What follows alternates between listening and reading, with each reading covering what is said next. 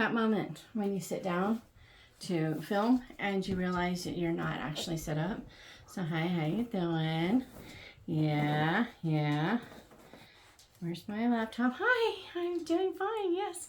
I'm not unprepared at all or anything. No, not me. No, of course not. Hi. Yeah. Let me... We're good. Okay.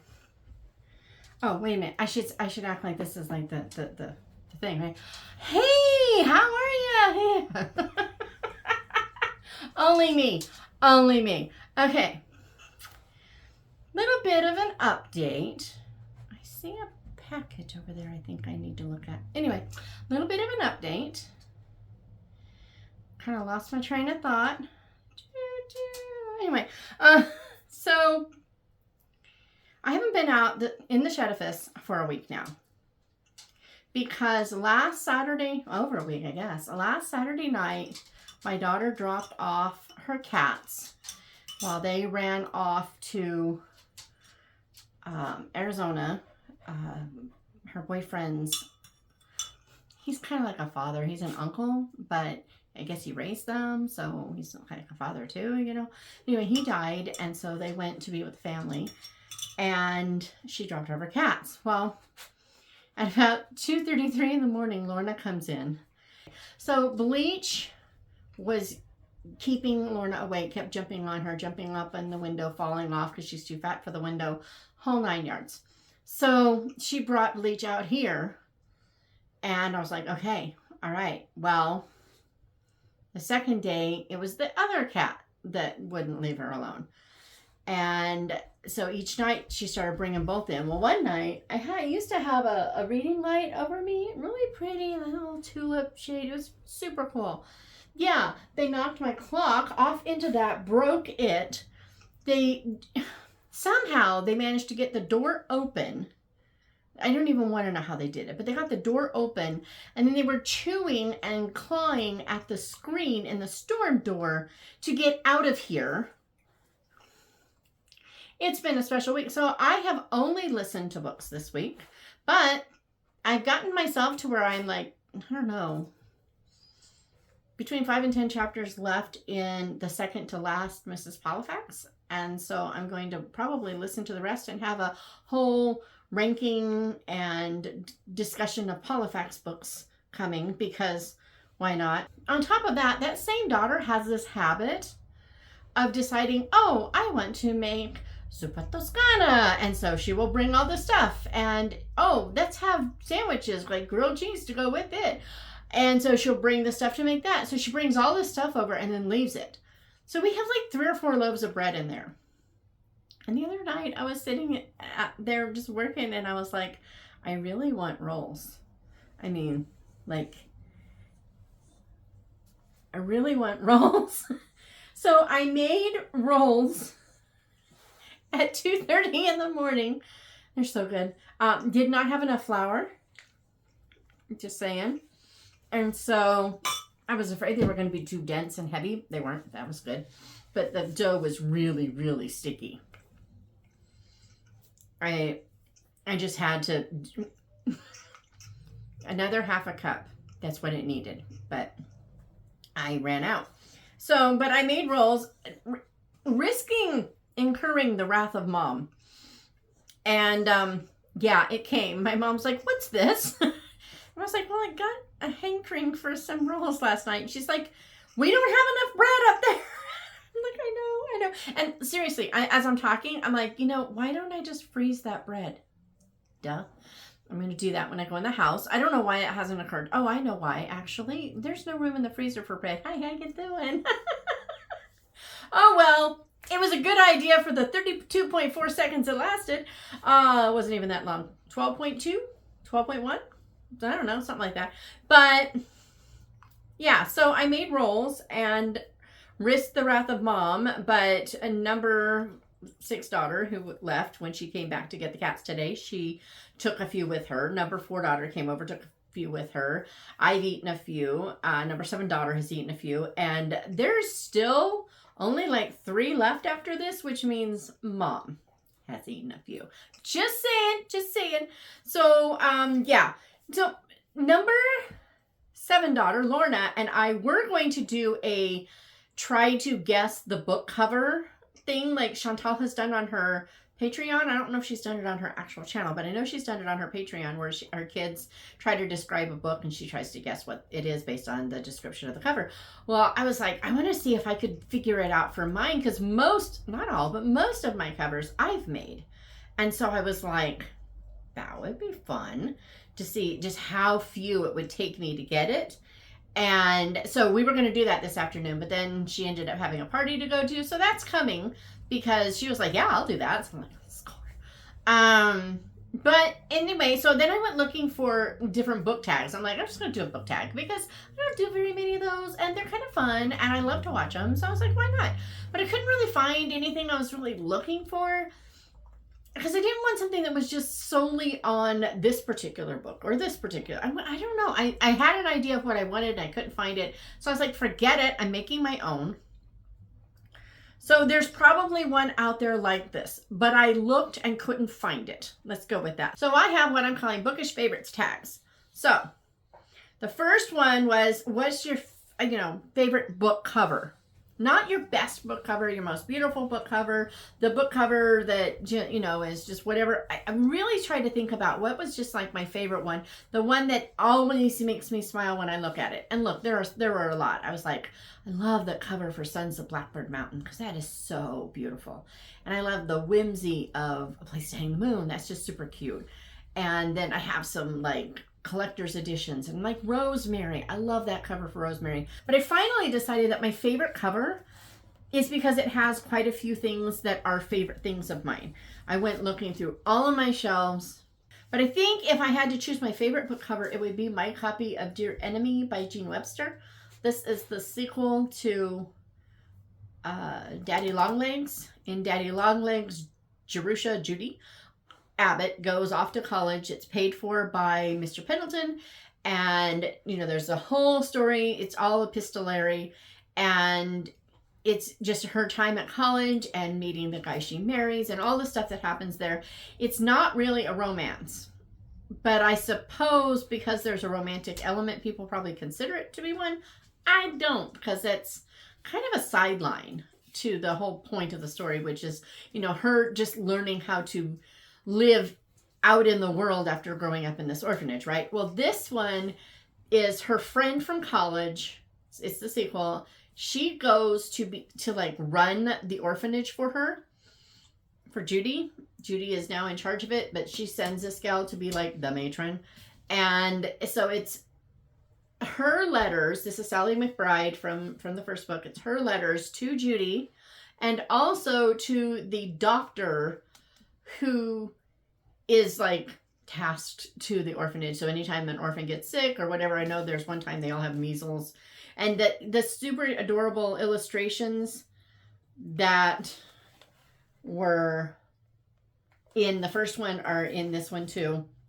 Fancy school manners. But one of the funnest things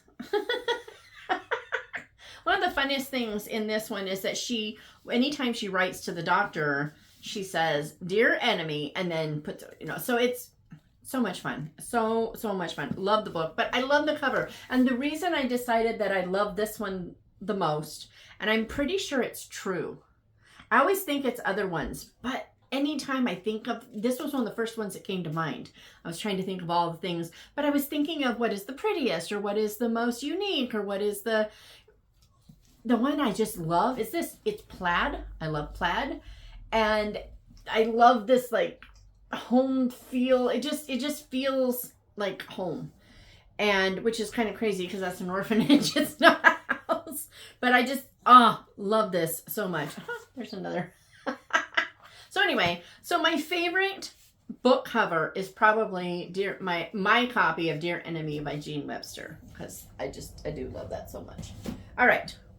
Then my go-to genre is definitely mystery. And I didn't bring any out because I'm like, I half of what I own is probably mystery.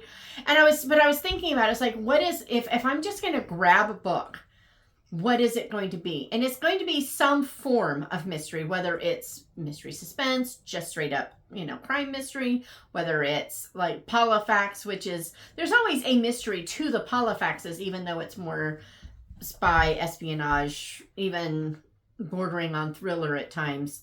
The one I was just listening to last night, the Lion Killer, there's definitely some thriller aspects there. Oh man, it's so good. All of that from the same, root of mystery, definitely. And I think part of it is because my mom taught me to read with a Nancy Drew, so I mean, I cut my reading teeth on mysteries. So I think, yeah, it's a go-to. My favorite go-to genre would be mystery. Second would probably be Christian fiction, obviously. But I even lean toward mystery in the Christian fiction, so I went with that. And then my third favorite, I went with favorite audiobook narrator. And I kind of cheated because I have two. So Barbara Rosenblatt is probably the most brilliant narrator ever. That woman can do pretty much any accent, any style. She can flow between one to the next so fast, it's not even funny. She can go from, New Jersey, although she doesn't have a Jersey accent, because not everybody in New Jersey does. I'm just saying, not the stereotypical one anyway. Did you know there is a part of the state of New Jersey that if you listen to the people talking, they have a Southern twang? I was like, wait, what? But I was listening to this YouTube and I was like, oh my gravy. It's a thing. It's really a thing. So everybody's not a Jersey girl. But she can go from that to a Spanish accent, someone speaking with a Spanish accent, or to speaking with a Chinese accent, or to speak, it's impressive. The only thing she doesn't do well are very small children. She makes them sound insipid and stupid. But, when you can do all the other voices, she can flop between male, female. She can make them sound older, younger. She's amazing. Actually, I don't know if I've told this story here before. Maybe have. Sorry if I have. But I was on Facebook once and I saw the name Barbara Rosenblatt. And it was in a just a chat with someone I knew. And she had commented. And so I commented, I was like, hey, you shared the name with my favorite audiobook narrator. That is so cool. And she's like, well, thank you. I'm glad you appreciate my work. And I'm like, whoa, talk about a kind of unintended fangirl moment, right? It was so funny. But so Barbara Rosenblatt stands out as my absolute favorite. If I see a book and she is the narrator, I don't have to know anything about the book to be willing to at least give it, find out what the synopsis is or whatever. Normally, I want to know more before I just go looking for something. But if she's the narrator, I'm the listener because yes. So there's that. Barbara. But second to that and it's a very close photo finish second, would be my friend Krista Del Sorbo, who narrates my books, because I don't just let anyone narrate my books, can I just say? But also, Krista is amazing. She does a really good flip from feminine to masculine, which not all women can do. Barbara Rosenblatt does too. But Krista is phenomenal. And I'm going to give her a plug here. She has a channel on YouTube, Krista Del Sorbo. I will link it. But she is, all of my books, she is putting on YouTube audio. She's putting on one chapter at a time throughout the month. And then at the end of the month, she's also adding, not taking those away and putting back, but she's also adding the full book. We're starting with the Island series. So we're on technically book 2, but it's really the third book that I did in the series because I did a prequel. But anyway, so anyone who likes to listen to audiobooks, she's got those on there. They come up, like I said, a chapter a day. So if you're willing to go subscribe, she would so appreciate that. And yeah, you can listen to books. I'm listening. If you do nothing else and you want a good crack up, I forgot how good she did. So chapter 11 of Bookers on the Rocks. Gets me every time. My friend told me this story years ago, like probably almost 30 years ago, told me this story about her friend who got so frustrated with her husband not being able to find anything that she labeled everything in the house. There's actually a video that someone forwarded me, my daughter forwarded me on Instagram that has the same thing but with a label maker. But this gal used index cards and just labeled everything in the house with them and then freaked out. Well, I was like, that needs to be immortalized. So I did it with sticky notes in chapter 11 of Bookers on the Rocks. And oh my gravy, did Krista just make it come alive. It was so brilliant. So if you listen to nothing else, that would be worth a listen because it is just so funny. I'll link that specific chapter. I think it's chapter 11. If I'm wrong, I'll put the right chapter in there. But it was so good. It was so good. So those, I'm only on number 3 and I'm talking too long. So we're just going to move along. But audiobook narrators, Barbara Rosenblatt and Krista Del Sorbo. There are others that I enjoy. I mean, what's the Jim Daly? I mean, obviously, because yes. But those two, absolute favorites for different reasons. Then I went with your favorite person tense style. So do you like first person, third person? My favorite, absolutely without a doubt, is third person past. I don't enjoy first person as a general rule. These are general rules, but as a general, I don't enjoy first person. I like third, and I much prefer past tense. I don't like present tense at all. No. But again, sometimes it's the right choice for the book. Sometimes it's fun. And if it's done well enough that I don't really notice, then I'm all for it. If you can do a first person present and I don't notice until I'm quite a ways into the book that it is. Alana Terry did that with Out of North Korea. I was like 2/3 through that book and all of a sudden I went, I'm enjoying this so much. I miss the fact that this is first person and it's present tense. It was just that good. So personally, I like third past. It's my thing. I'm all about the thing. I didn't do this one. Oh my gravy. I forgot to get an answer for this. Okay, so the question is, I feel like such an idiot. Totally forgot it, and I could just like pretend like I didn't, but I'm not going to because that's not who I am. Okay, so my next was my favorite reread. You know, what book do I just love to reread? And okay, I think I know what I'm gonna do for it. It's kind of a cheat, but it'll work. So my favorite reread, I wanted to choose a standalone because I've got something coming in a couple more that is why I wanted to choose a standalone. I'm trying to think, the standalone book that I know I have reread the most, aside from A Tree Grows in Brooklyn. Yeah. It could be that, yes, but it's not my favorite reread. It's just one of my favorite books, and I do like to reread it. Does that make sense? Make sense, sort of?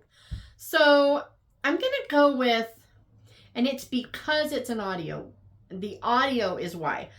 And that would probably be the Guernsey Literary and Potato Peel Pie Society, because that is such a fun reread. You can just click it on at any point in the book once you've read the book, and you can just listen for a while. I will turn it off today, and in like 4 months, I was like, I need something. I'll just go continue again from where I was, even though I'm in chapter 39.2 or whatever it is. I don't know. I don't think they do chapters the normal way in that one. But, you know, I can just skip along and move along because it's just a fun one to listen to. Physically, it would probably be like, I don't know, Narnia or, you know, Lion, the Witch, and the Wardrobe or something like that. Okay. And then from my childhood, I couldn't grab it. I couldn't get to it because that room is a mess. I was going to tell you about some updates though. But it would be, from my childhood, my favorite book as a kid was, I think it's Mystery at the Lilac Inn. Or is it Secret at the Lilac? I think it's Mystery at the Lilac Inn. Anyway, it'll be here and I'll be able to tell you what it is. But that book was my favorite. Nancy Drew was one of my favorite. I read that one over and over and over and over and over. Anytime I just wanted something to read and I didn't want to think, I didn't think about TBR lists back then, stacks or anything. I just, would go like, what do I want to read? And, it would take forever. So if I just wanted a book now, I would grab that one. If you told me I've read that book 100 times, I would not doubt you, because that was just my favorite. And people ask me if it's my favorite because my favorite flower are lilacs. And I think it's the reverse. If they're connected. I really think my favorite flowers are lilacs because we had an enormous bush in Hesperia, but whatever. So then it was like I went with my new favorite book. You had childhood. So what was my new one? So I kind of made myself stick with like the last 6 months. I thought that was reasonable. And so I thought about it, and I've loaned a couple of them out. What? I'm missing books. Okay. So it's not all... I'm missing. I may have picked a book that I don't know about. Oh, well, but because I did pull out one and it's not here. So anyway, favorite books from my favorite book, I tried to narrow it to one and I couldn't. If it was to have something that I didn't have any problems with so Christian fiction, I had Seek and Hide by Amanda G. Stevens. I talked about that a lot. It's society. It's kind of dystopian in a sense, even though not. It's kind of like Fahrenheit 451 meets the Bible Police, if you will, where basically religion has been governmentalized and regulated, and if you want a Bible, you have to have their pre-approved rewritten Bibles, and so people who have real Bibles, that it's contraband, and they have a police department sent to root these people out. So I mean, it's very, in that sense, it's very dystopian. It was so good, and if I can recall correctly, I had no problems with anything in it. But then I also really loved, and I would have put other books before this, except that I was trying to stick to 6 months, right? So I really loved the Unlikely Yarn of the Dragon Lady by Sharon Mondragon. But there was one little thing at the end of that one that I had a problem with. I've talked about it before. I'm not going to talk about it again. But in that one, it's just, you've got this... You've got this minister who wants to see his church grow, and he's actually there really to shut it down, but he wants to see it grow. And so he sends this prayer group. They have a prayer chapel that they sit and they knit prayer shawls or crochet. I don't know if they're only knitting, but they do this in this prayer chapel while they pray. But he decides he needs to get them out into the community. So he kicks them out while the prayer chapel is being painted and sends them, I think originally they went to like the equivalent of a Barnes & Noble and the coffee shop in there, but the Barnes & Noble manager is not happy and kicks them out into the mall. So they're sitting on these couches, like bench-like things in the mall. I think it's by Macy's, but they're sitting there and they're praying, and pretty soon people start writing prayer requests on napkins and bringing it to them. And it's just this super cool connection of people praying for people they've never seen before, and people who are getting to see faith in action, and the one woman who was just fighting it all the way, and the headlock, and it is so good. It was so good. So those definitely were new favorites last year. My favorite series, I'm choosing these based on how often I reread them. So I went with 3 different ones because these 3, I reread the series all the time. Very, very often. And so the first one obviously is the Mrs. Halifax, but then, so the Mrs. Halifax, I've listened to them at least like 5 or 6 times, at least. And I've read them physically a few times now that I think about it. So it's probably more. So I've read them a lot, love them a lot, love them more each time. I keep catching nuances. I need to stop talking about Halifax. So there's that. Obviously the Anne books. I love the Anne books. And this is why rereading is so cool, especially when you didn't love stuff. Because the last Anne book, I didn't like at all the first time I read it. I didn't like the almost mystic with the teacher and the whatever. That just didn't do it for me. Rilla was a brat. I couldn't stand that girl.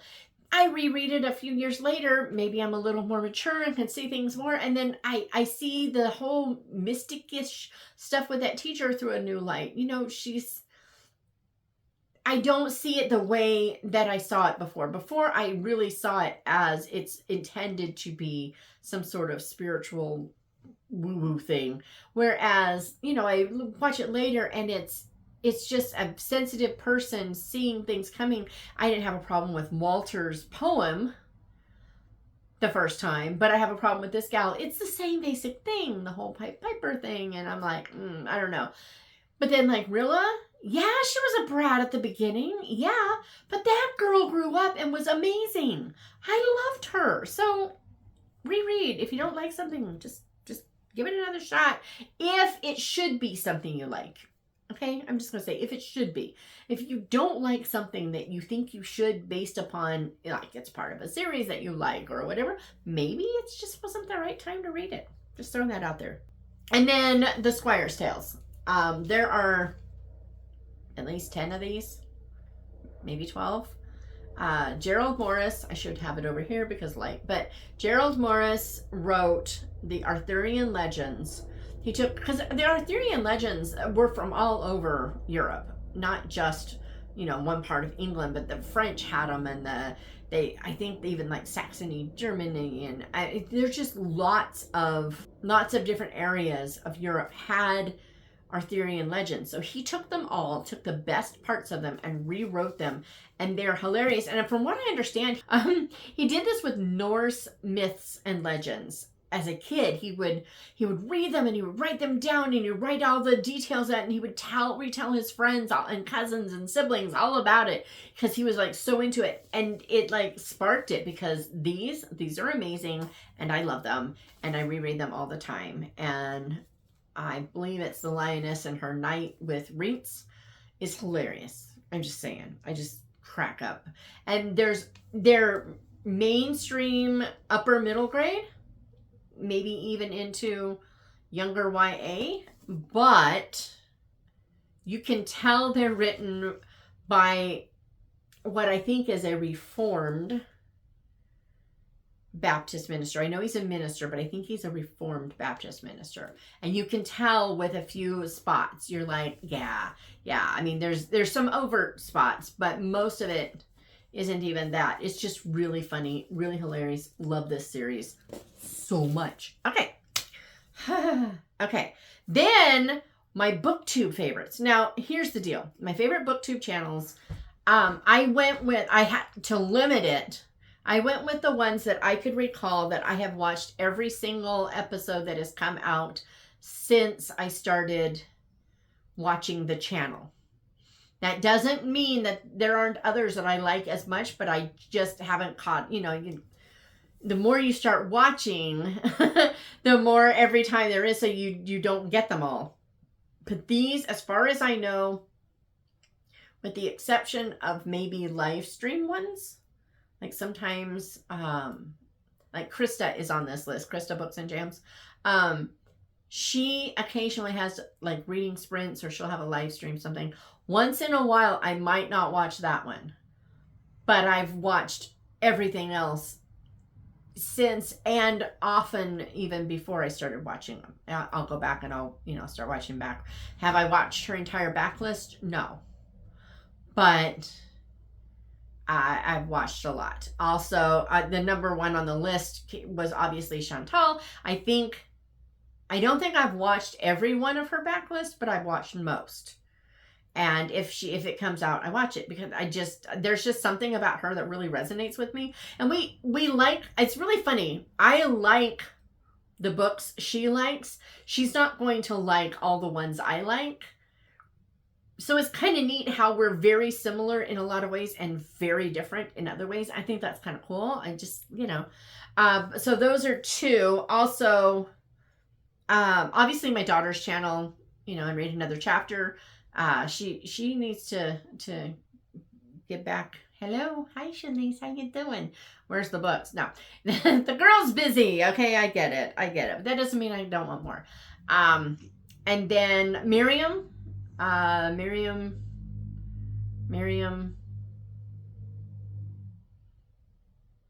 Something about Miriam. I just think of it as Miriam, you know? It's just like, something about Miriam reads, I think. Should I look it up? I'm just gonna be raw and real and just, hey, I remember her as Miriam. Hi, how you doing?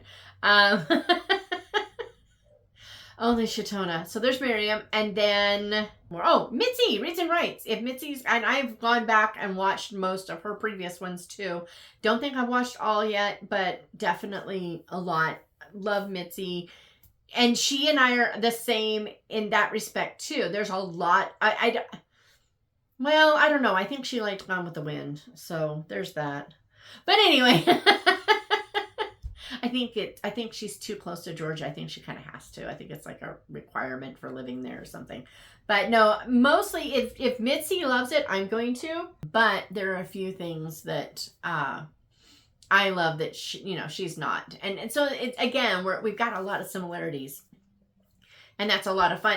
I like it when I watch a booktuber and I like most of what they have, and I know that they don't necessarily like everything I'm going to like, because it tells me that there's a very good chance that there's going to be some books that they're going to recommend that I'm going to read and it's going to stretch me, and that's really cool.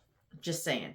Another gal that I have definitely watched everything that she's had come out recently. She's new for me. Trying to think if I don't think I've missed any by her, and that is Catherine over at Read Journal Love, I think is what it's called. I'll link it. We'll just link it. So anyway, BookTube Channels, those are them. Chantal, Krista, Miriam, Shalice, Mitzi, and Catherine. And then I went with recommendations, my favorite recommendations, either ones that I've given other people or someone has given me. And I wanted to do both since this is my thing. I can do it if I want to, but then I decided not to, because I had Paulifax to show for series and I didn't. So there's Paulifax. It's the last one that I have to reread, and then we'll be on we'll have that video. Yeah, let's do that. There's this one and that one. Okay. So, okay. I thought about my favorite recommendations that people have given me. There's been a lot. My friend Kathy has given me great ones. My friend Ricky has given me great ones. All of the Grace Livingston Hill books that I actually like, which isn't many, but all of the ones I like are because Ricky suggested them to me. So, but, and I couldn't get to Sensible Shoes. That's right. So my friend Anne, though, of all the books that people have recommended to me, the ones she have become favorites the fastest and the strongest. So she's the one who recommended Guernsey. I love this book so much. It is so good. I love epistolary novels. We'll talk about that in a minute. I love epistolary novels so much. And this was just so brilliantly done. It's just, And she tried to get me to read this, I don't know, like 2012 or something, way back. And I put it off, and I put it off, and I put it off. And then I needed an audiobook for some reason. I saw that it was on there. It was probably even on sale. So I got it. And I was like, at least it's short snippets, because I didn't do well with audiobooks. This is the book that got me into audiobooks. But it was so brilliantly done. And it was because it was in letters, it was easy to follow, because it's just this little stipe, and then we can switch over to something else, and I don't have to remember tie-ins, and it was amazing. Loved it. And I was like, why didn't I listen to you sooner?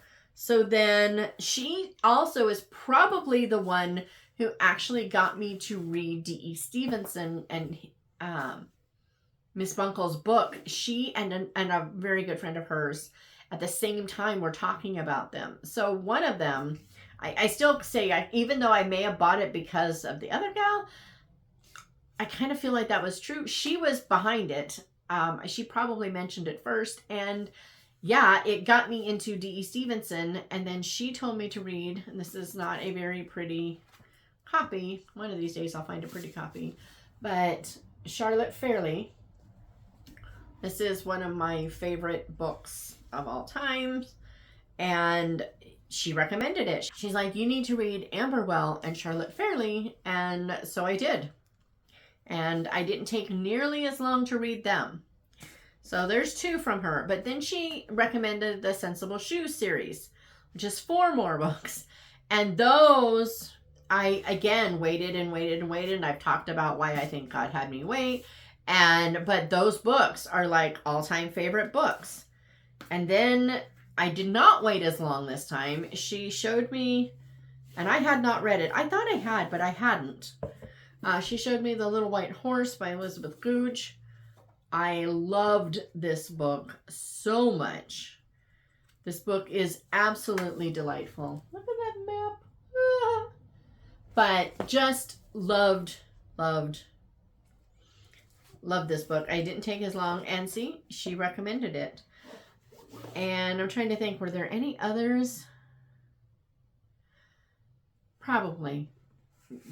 You know, she's the one that got me reinterested in Googe. But we have a problem because this, Wind in the Willows, is another book that she loves and has recommended. And I am terrified. I don't know that she will be my friend anymore if I don't love this book. And guys, I don't think I'm going to like it. Toothless doesn't like it. But yeah, so tell me, am I going to like this book? Because yeah, let's just put the book away wrong. Because I don't think I'm going to like it. I'm terrified. I'm just, hush. I'm just a little terrified. So there's that. But yeah, I'm going to say favorite, hush.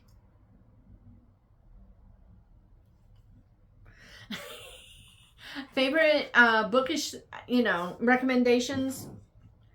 Definitely her. But yeah, of all the people who have recommended books, it's not that I have liked the most from her. I would probably say that might be Ricky or even Kathy. But, I mean, Kathy's the one who got me hooked on Barbara Rosenblatt. I'm just saying. But the intensity of how much I love the books from Anne, definitely the D.E. Stevenson, the Guernsey, the Sensible Shoes, the Little White. I mean, they're just like top favorites instead of favorites in general. So I'm going to go with those. Then we have bookish things. Now, bookish things, right? So I was thinking about what are my favorite bookish things, and definitely my writer mug. I have a few mugs that are kind of bookish. One are like Shakespearean insults. That's a lot of fun.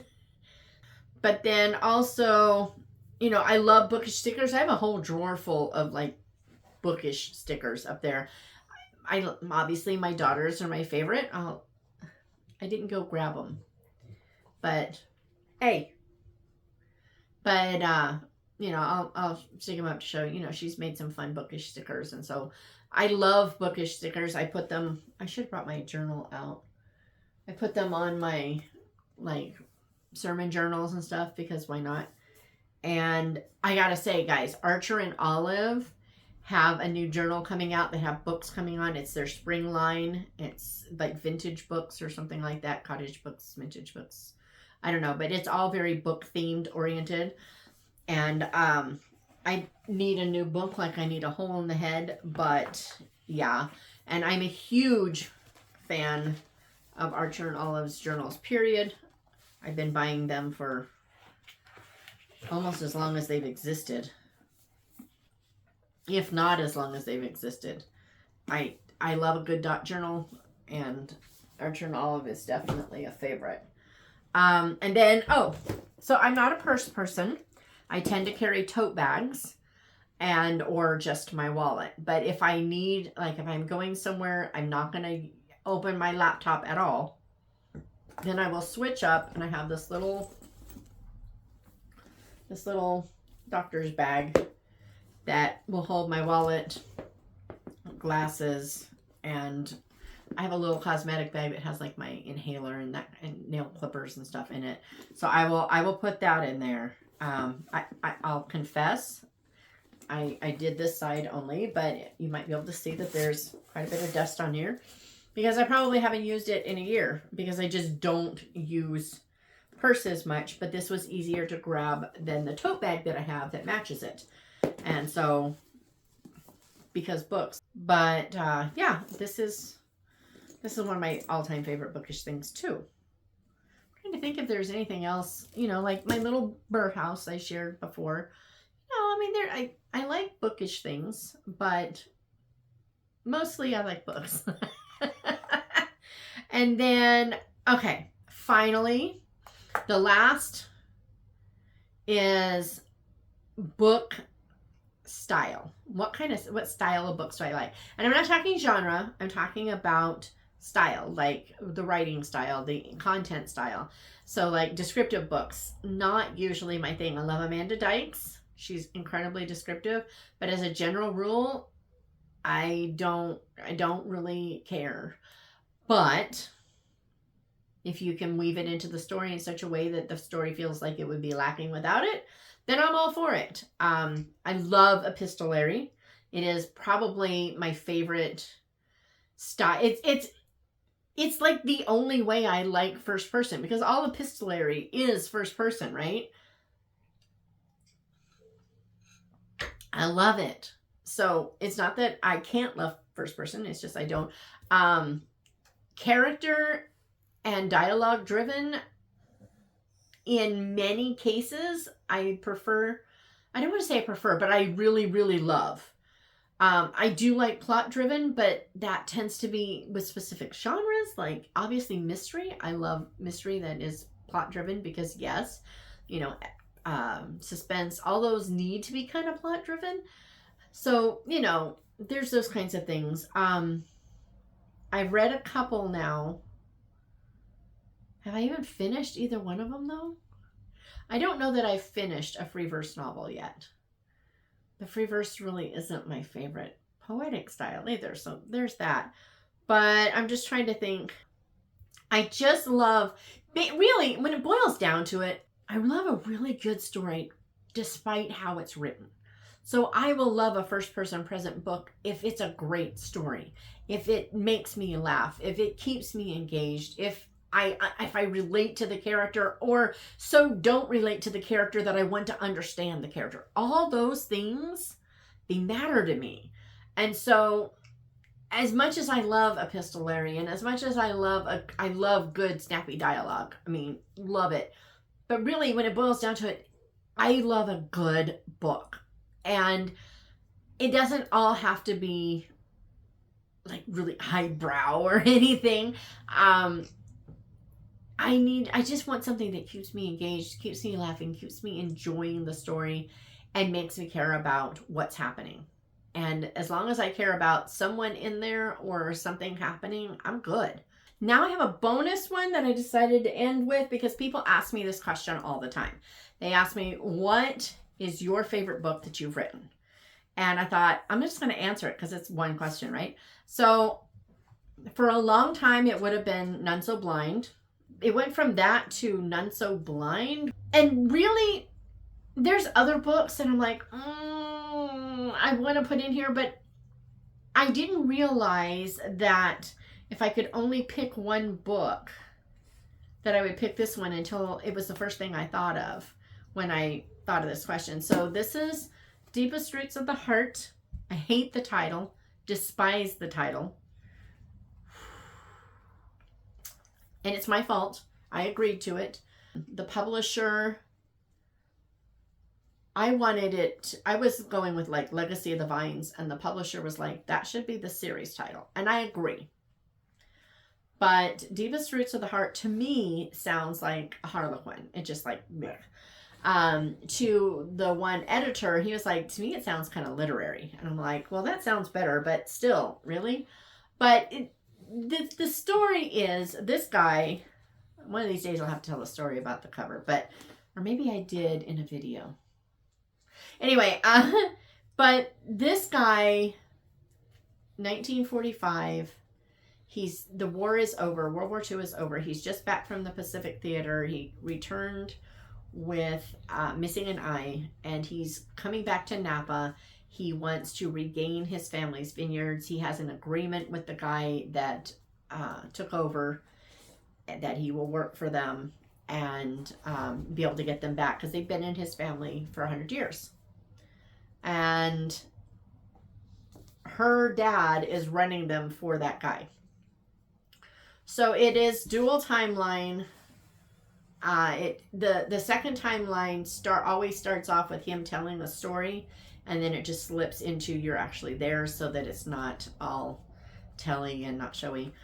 And that's the story of the guy that it starts off at the Battle of San Jacinto, and